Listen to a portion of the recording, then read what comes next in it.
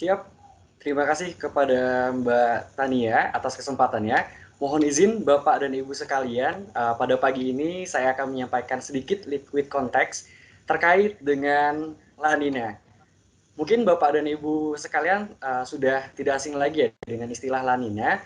Mungkin sedikit share terkait dengan akhir tahun ini, di mana fenomena La Nina atau kondisi abnormal dari keadaan cuaca yang ada di Indonesia itu akan mengakibatkan potensi curah hujan yang jauh lebih tinggi dibandingkan dengan bulan-bulan sebelumnya, di mana peristiwanya bermula ketika bagian barat di pesisir Amerika Selatan memiliki perairan laut yang lebih panas, kemudian bergerak menuju ke perairan di Indonesia. Kemudian kondisi di Indonesia mengalami kondisi tekanan udara yang rendah, sehingga angin yang berasal dari Samudra Pasifik di bagian selatan akan bergerak menuju ke Indonesia membawa uap-uap air sehingga terjadi penumpukan awan yang memiliki potensi curah hujan tinggi.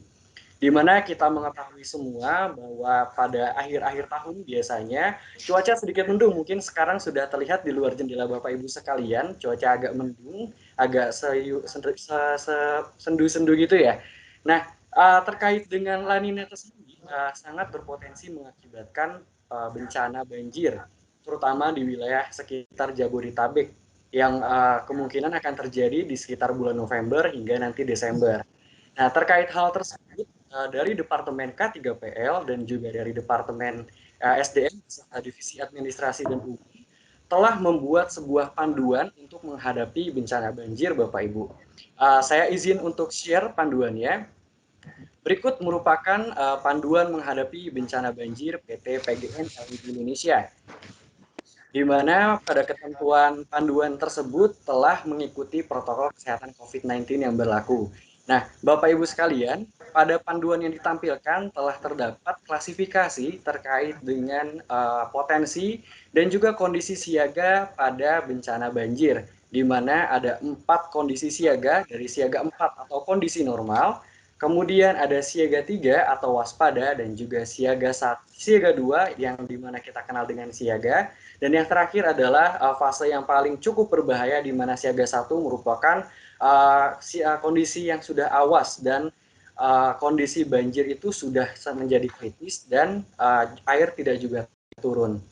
Selain itu, pada panduan bencana yang telah disusun, ada juga terkait dengan prabencana yang berisi tentang cara-cara untuk mempersiapkan usaha-usaha preventif yang akan dapat digunakan oleh Bapak Ibu sekalian. Kemudian, pada saat bencana, di panduan ini juga memberikan informasi terkait hal apa saja yang harus kita lakukan selama kegiatan atau selama bencana banjir berlangsung. Selanjutnya, ada alur komunikasi yang telah disusun bagi pekerja PLI yang rumah atau kondisi kediamannya terendam banjir, di mana Bapak Ibu selaku pekerja perwira PLI dapat menghubungi atasan langsung atau langsung menghubungi Kepala Departemen K3PL, di mana ada 2 kondisi. Kalau saatnya wilayah tempat tinggal Bapak dan Ibu sekalian itu terendam air dan perlu mengungsi, Bapak dan Ibu dapat mengisi form kejadian banjir yang akan kami sampaikan setelah ini. Di mana setelah mengisi form tersebut, data-data akan dikoordinasikan dengan Divisi Administrasi dan Umum, kemudian Divisi Adum akan memproses pemberian bantuan kepada Bapak Ibu sesuai dengan yang dibutuhkan. Namun apabila tidak diperlukan pengungsian atau tidak perlu mengungsi, Bapak dan Ibu cukup untuk menunggu kondisi banjir hingga surut. Apabila seluruh kondisi banjir telah selesai dan juga sudah surut, maka penanganan selesai. Selanjutnya, di panduan kami juga telah menyusun terkait dengan pasca bencana, di mana berisikan berbagai macam hal-hal yang dapat diperhatikan Bapak Ibu untuk menunjang pembersihan dari after atau pasca bencana.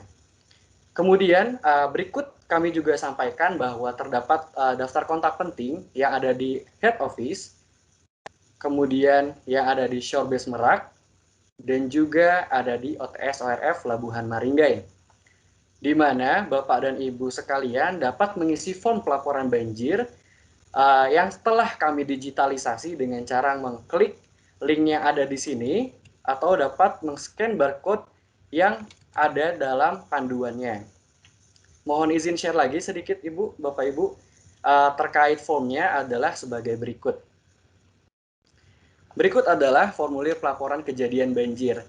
Di sini ada nama, kemudian tanggal kejadian, waktu kejadian, alamat tempat tinggal, jumlah anggota yang terdampak dalam satu rumah, kemudian dapat ditambahkan sedikit kronologi kejadian banjir, dan yang terakhir adalah foto atau gambar dari kejadian. Jadi kurang lebih seperti itu Bapak dan Ibu, semoga dengan adanya fenomena abnormal dari La Nina ini yang kemungkinan besar dapat menjadi sebagai bencana di banjir di wilayah operasi PLI, dari Departemen Ketiga PL berharap seluruh perwira PLI selalu sehat dan juga dapat mengantisipasi dengan menggunakan tetap protokol COVID dalam setiap kegiatan. Terima kasih Mbak Tania, dikembalikan.